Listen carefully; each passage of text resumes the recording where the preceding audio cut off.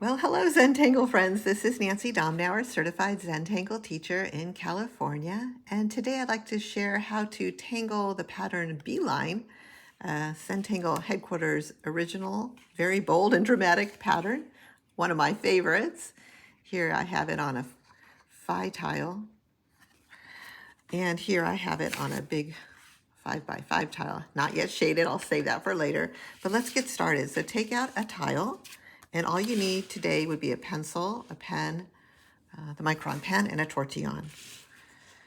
And after saying some gratitudes and appreciations, then you can take your pencil and make your corner dots,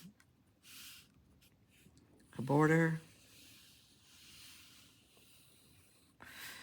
and I'll just do a simple string like that. And I'll just pick one section for tangling today's pattern. Here's my section, and with Zentangle, there's no up or down, so you can tangle it wherever you want. Start by drawing some so-called horizontal lines. Based on where I'm sitting here, these are appearing to be horizontal. And I'm making mine rather wavy, slightly wavy, I should say.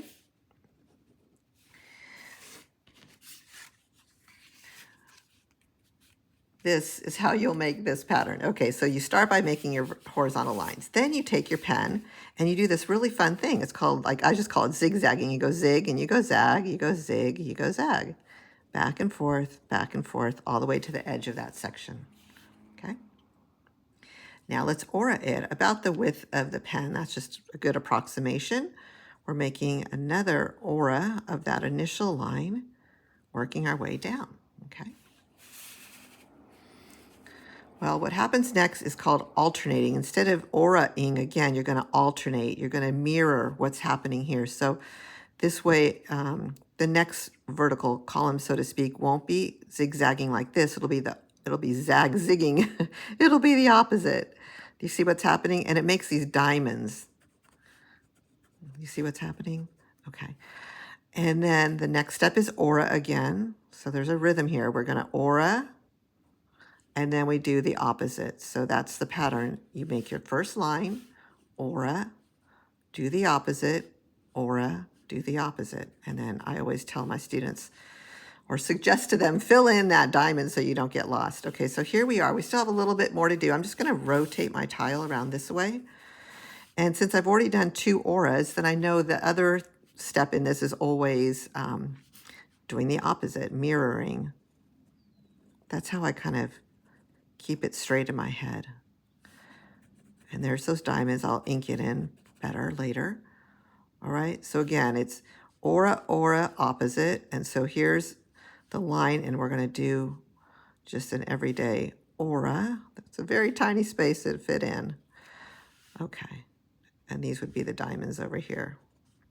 Okay, and then I would ink it in, and usually I'll suggest getting a thicker nib pen. Let me find one of those, like this Pigma Graphic 01. It's got a really thick brush, and that's what I use for inking in. And when you do this on your own, just be careful not to smear that ink around, okay?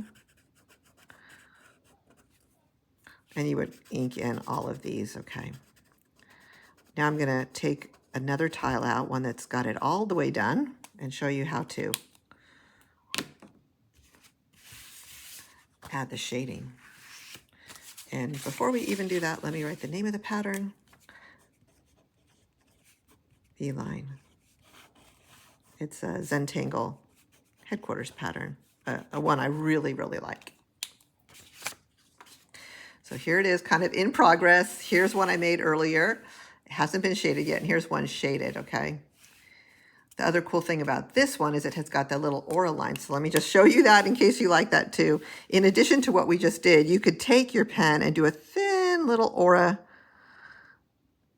It just adds another little embellishment and a little extra touch. This is not in the original step outs, but it's, you know, something extra you can do. Remember, as they say, when in doubt, aura, and on and on. This is a very bold and dramatic pattern. Just some simple pen strokes, and you can get this really cool pattern. And once we get the shading going, wow, it's going to really almost be like an optical illusion. Okay, so you ready? Let's take it from this to this. Get out your pencil and your tortillon. And what I like to tell students is, well, let's just work our way down a column. That's a way for me to stay anchored, focus, and not get confused. What do I mean by that? Let's just focus on these white boxes. I'm going to leave one white, and then I'm going to put graphite down in the next. Leave that white, add the graphite. White, graphite. So do you see that pattern? Remember, Zentangle is all about patterns. So even on shading, you're going to do the pattern. Now I go to the next column over. I don't do the one right next to it. I do the one above it.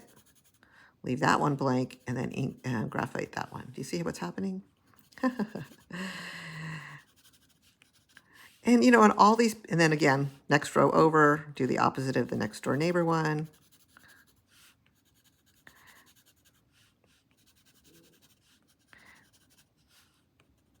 And let me rotate my tile. It's easier for me to kind of work away this way. Now I'm on this column. I look here, I say, oh, that'll stay white. That means this one goes gray. Every other one.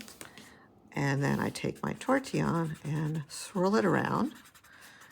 And lo and behold, you're adding a third color. You've got the black and white with the ink and the paper.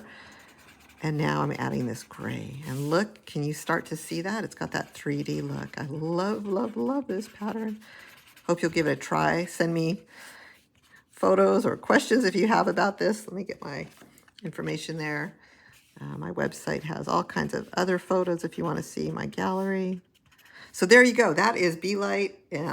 A little quick lesson. I hope you enjoy this project and or this pattern, and happy tangling. Have a great day. Thank you.